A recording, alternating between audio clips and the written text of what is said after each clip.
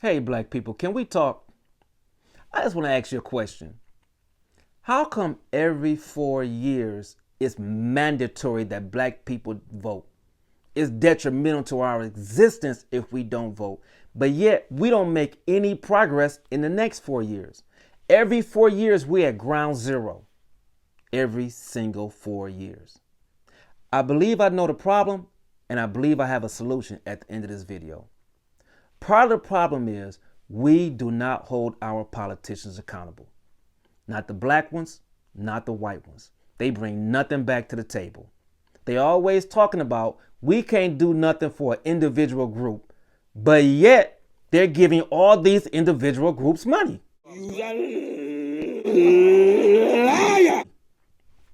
For instance, they're giving Ukraine billions of dollars. Your tax dollars. They're giving Israel billions of dollars. The United States pressured Germany to give the Jews reparations for what happened in the Holocaust. United States gave the Japanese reparations for what happened during a war. During President Obama's administration, as our black leader, right? He couldn't do nothing for individual people. But yet, under his administration, homosexuals made more gains than in any administration in the history of this country. But yet, they couldn't single a group of people out. But they did. The illegal immigrants that's coming across this border is getting money, schooling, everything. They're getting housing.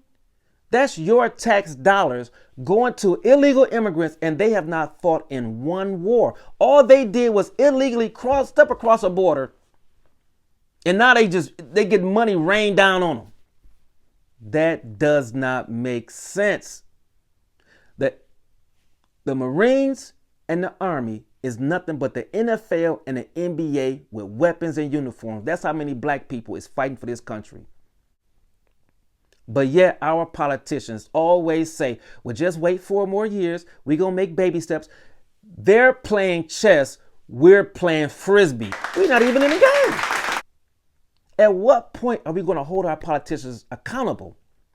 People always say black people died so you can vote. You must vote. They died so we can vote responsibly and make gains. What gains have I made since I was in my 20s? Nothing. Nothing has come back to my community in the form of any level of reparations. But yet everybody else is getting reparations. So I propose this.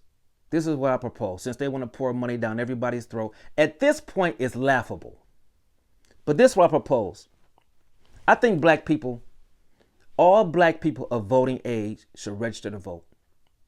We need to do things that they did in the 60s that actually worked. They did stuff like when they did a boycott, the boycotts worked. They did the bus boycott. They stuck together. They walked miles to work until they got change. We need to withhold our vote. We need to say, listen, we got all these people that's going to vote, but we're not voting for no Democrat and no Republican until y'all come up with a comprehensive plan to offset the systemic racism that's been going on in this country forever. They've weaponized the court system and the prison system against the black man.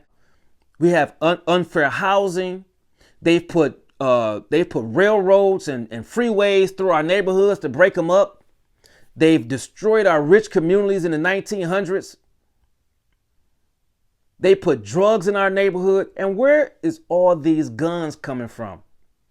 If they can find Osama bin Laden overseas in another country, in a cave, dressed like a rock, they can find out who putting the guns in the black community. We need real solutions for real problems because we have a unique relationship in this country that nobody else has.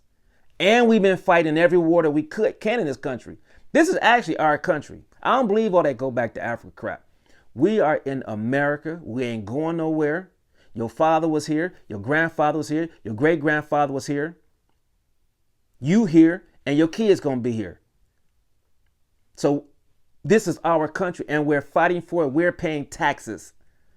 And our taxes, they're taking your vote and your taxes and pouring it down the throats of other minority groups or other groups of people in this country and laughing at us. They're pissing on us and calling it rainwater. I'm just saying, if you're over 40 years old and you've been watching this political arena all these years and you still have faith in it, I don't know what to tell you. I'm not saying we shouldn't vote. All I'm saying is we should use our vote wisely and hold our politicians accountable. Kamala Harris already said she's not doing anything for black people that she can't do for everybody. President Obama came to Detroit and he said he came here to give us a tongue lashing because black men are not overwhelmingly supporting Kamala Harris. So I guess they recognize that need. So he went back, and then next thing I started seeing things on social media as to their so-called black plan, their black plan for black men. Do you know what that black plan is? They want to federally legalize weed. I can't make this up. I promise you that's the plan. All the things that's been going on and going wrong in the black community, and all y'all can come up with is legalizing weed. They playing with us now. They playing with you now. They don't even care. Black people have been marginalized, and they are just sitting here playing with black people. All they do is come to the table and learn how to play an instrument, sing some blues music, and we adopt them as people that want to work for the community, and they just laugh at us. They pissing on us and calling it rainwater. It's time for us to start using our vote wisely. People did die so you can vote, and so that you can make some progress with the vote. So that's my plan. I think we should boycott it, and we need to hold both of these groups accountable.